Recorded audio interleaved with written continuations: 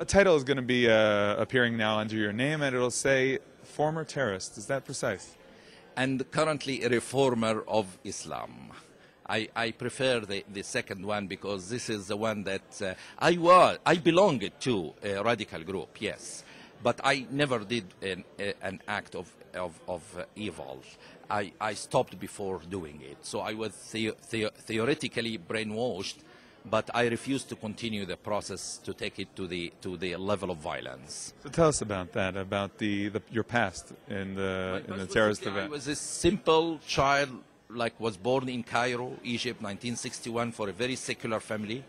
I developed motivation toward religion and God, and because of this motivation was very high, I became a member of an Islamic group. I belonged to Jama'ah Islamiyya in our medical school, where I met on a few occasions with Dr. Ayman al-Zawahri, second command of Al-Qaeda. He was a great leader for many Islamic groups back then, and he was graduated from the same medical school. That's why he used to come occasionally to pray with us and give us some lectures. So I was mentored by him, the second command of Al-Qaeda, personally. My dream was just to serve God, nothing more than this. And this dream and this passion has been used in certain way to create a jihadist mind or a violent mind that accepts sort of violence. I wanted to go to Afghanistan to share there. I thought about doing crimes in the name of God.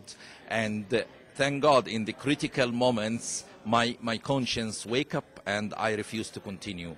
What stood behind that, the will to do these crimes, to attack? It was basically this form of religious teaching that made the change in my mind. It was not poverty. I was from a wealthy family.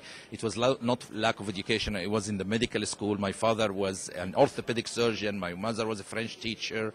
So it was not lack of education or any of this stuff. It was basically religious forms of teaching that instructs us to use violence with non-Muslims or with Muslims who do not conform to our value system. Regarding the enemy, who was it? Was it the West, any non-Muslim, the Jews? West, but particularly the human rights values and women rights were the first enemy for us.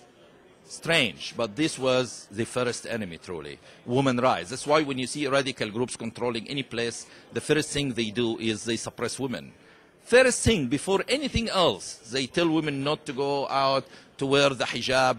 They suppress women. So the first enemy was not a political enemy, it was women's rights. And this is what we typically hated, and the West represents for us the guardian of women's rights, and that's why we hated it. So tell us about the event or the events that caused you to say, this is not where I should be.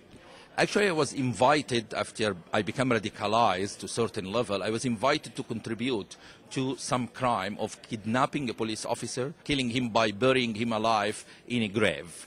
So the whole concept of digging a grave for a human being who's alive beside the mosque and burying a man alive there was for me just beyond my ability to comprehend, and it was too much for my human conscience to accept something like that. So I felt there is something wrong here, and since this happened, I started to take steps backward, to go backward, to start to think and to develop other form of teaching or ideology or education to counterbalance this radical way of teaching Islam. So I used to speak in mosques to other friends. I was well known in my medical school to be a person with different views and opinions within Islam. How did they react? The Jama'ah Islamiyya initially started to discuss the issue, my views, aiming at attracting me again to them, okay, bringing me back. But I refused, and my logic and analysis within the religion was relatively more powerful than their logic or analysis in my interpretations were relatively more logical. So they couldn't win me at the ideological level here. So they started to threaten my life, and they were threatened many times, but I lived with it. So it was for me part of my life, and I'm still alive here. Now you're here visiting Israel, a country dealing with terrorism for centuries already, basically. What is your message to the Israeli people, to the Jewish people? My message to them is, you are a great nation, and in the most difficult times in history, when the Nazi was putting the Jews in the ovens. You managed to get out of it. You managed to build a great country that respects human rights, and don't let your country surrender to barbarism. Fight for it.